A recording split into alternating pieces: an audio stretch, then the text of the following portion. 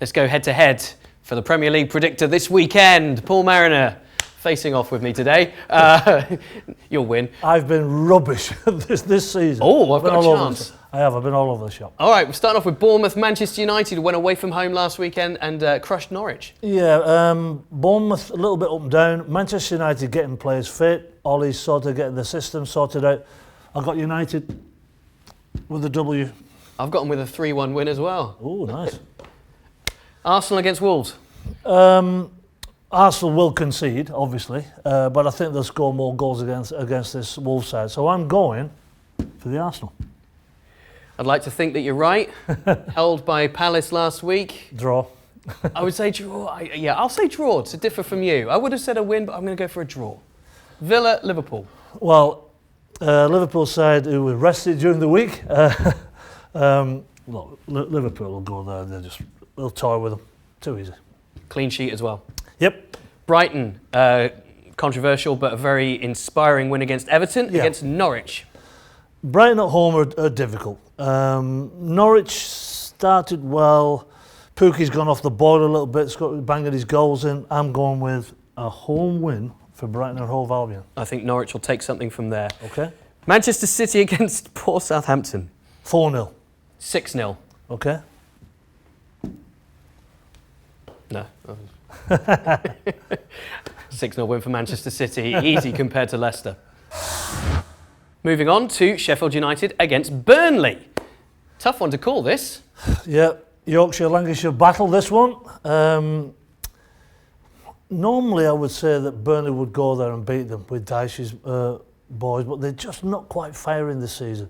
Sheffield United are a difficult side at home. I'm going to go draw. I'm going to go Sheffield United win. West Ham United against Newcastle. The biggest problem for Newcastle is scoring goals. Joe Linton not getting the service, just can't put it away when he does, which is few and far between, by the way. I just think at home, I think West Ham, I just think they'll have enough. I'll say Newcastle will take something from West Ham. Really? Yes. Wow. Long way to go. I think they'll get something to take back with them. Watford against Chelsea. Yeah, Watford conceding too many goals, massive pressure on the players and the staff. Frank seems to be doing a great job rotating his players. I'm going to go with the Chelsea win. I think it's going to be just the same as their trip to Burnley. They're going to outplay them.